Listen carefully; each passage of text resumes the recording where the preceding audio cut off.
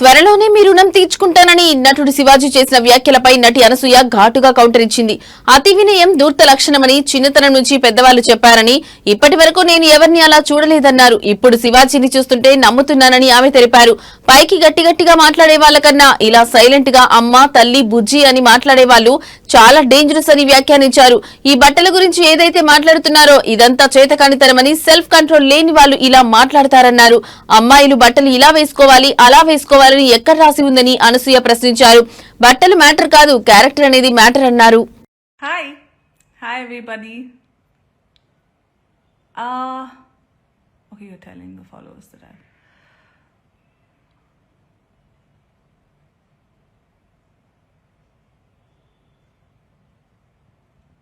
I want some more visibility so I can talk. Extremely tired face, చాలా travel చేస్తున్నాను ఈ మధ్య.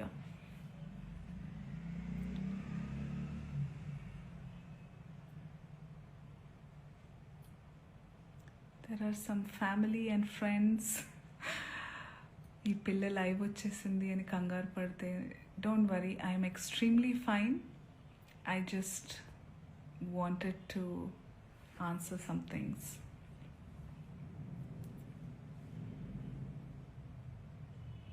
Hi.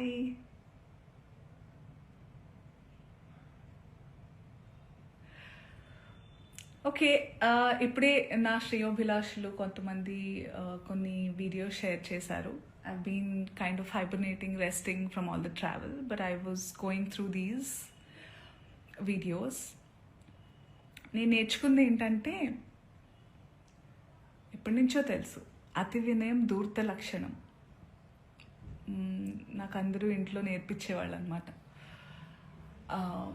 ఫట్టుమని కోపం వచ్చినా ఇక్కడ ఉన్నది ఇక్కడ టప్మని వచ్చేసే వాళ్ళతో ఎప్పుడు భయం ఉండదు. చాలా కామ్గా, కంపోజ్డ్గా అమ్మా, తల్లి, బుజ్జి, నాన్న అని మాట్లాడుతూ అనేవాళ్ళు చాలా డేంజర్ అని. అలా ఇలా అని అనుకునేదాన్ని నేను. కానీ ఈరోజు వస్తున్న వీడియోలు చూస్తుంటే అనిపిస్తుంది, అరే కరెక్టే చెప్పారు పెద్దవాళ్ళు అని.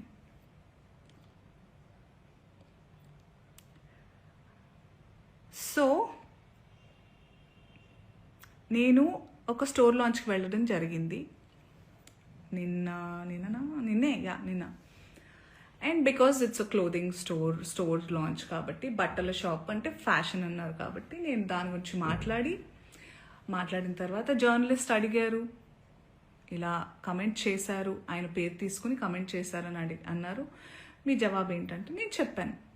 నాకు అనిపించింది, ఆయనకు అనిపించింది ఆయన చెప్పినప్పుడు, నాకు అనిపించింది నేను చెప్పాను. అప్పుడు ఆయన ఈరోజు ఒక్కళ్ళే సీట్ వేసుకుని ఈరోజు ప్రెస్లో చాలా అంటే విక్టిమ్ ప్లే చేస్తున్నారు. One of the biggest like first top red లైన్లో నార్సిసిజం, ఒక నార్సిసిస్ట్కి ఉండే లక్షణం ఇది.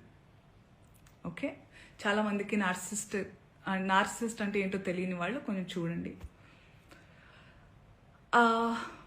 ఒక మిసోజనిస్టిక్ చాతగానితనంతో ఎప్పుడు అంటే ప్రపంచంలో చాలా జరుగుతున్నాయి. ఇప్పుడు నన్ను చాలామంది అన్నారు కూడా, నేనైనా చిన్మయ్య గారైనా ఫెమినిస్టులు వీళ్ళందరూ వచ్చేస్తుంటారు, ఫేక్ ఫెమినిస్టులు. అసలు ఫేక్ ఫెమినిజం అనేది లేదండి.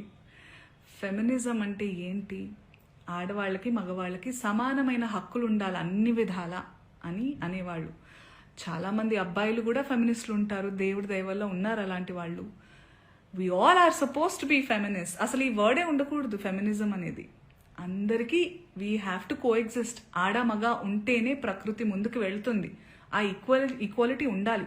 ఈ బట్టల గురించి ఏదైతే మాట్లాడుతూ వస్తున్నారో ఇదంతా చాతగానితనం, సెల్ఫ్ కంట్రోల్, ఇన్సెక్యూరిటీస్. మళ్ళీ చెప్తున్నా, ఇన్సెక్యూరిటీస్, సెల్ఫ్ కంట్రోల్ లేని వాళ్ళు ఎదుటి వాళ్ళ మీద రుద్దుతూ ఉంటారు కంట్రోల్ని. వాళ్ళకి కంట్రోల్ లేనప్పుడు వేరే వాళ్ళని కంట్రోల్ చేయాలని చూస్తూ ఉంటారు అనమాట.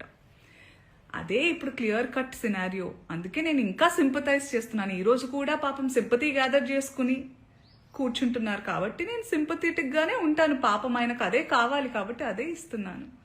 I really sympathise with you. నేనెందుకు అందులో లాగాను, మిమ్మల్ని ఏమన్నా అన్నానా అంటే నేను కూడా హీరోయిన్నే, నేను కూడా ఫీమేల్ లీడ్ క్యారెక్టర్స్ 1-2 చేశాను. మీరు హీరోయిన్ అని అంటున్న సందర్భాల్లో ఆడవాళ్ళు ఇలా బట్టలు వేసుకోవాలి ఇక్కడ దాకా ఓకే సార్, మిమ్మల్ని నేను చెప్తున్నానా మీరు ఈ బట్టలు వేసుకోమని? ఎవరైనా ఆ హీరోయిన్లన్నా మీతో అంటున్నారా?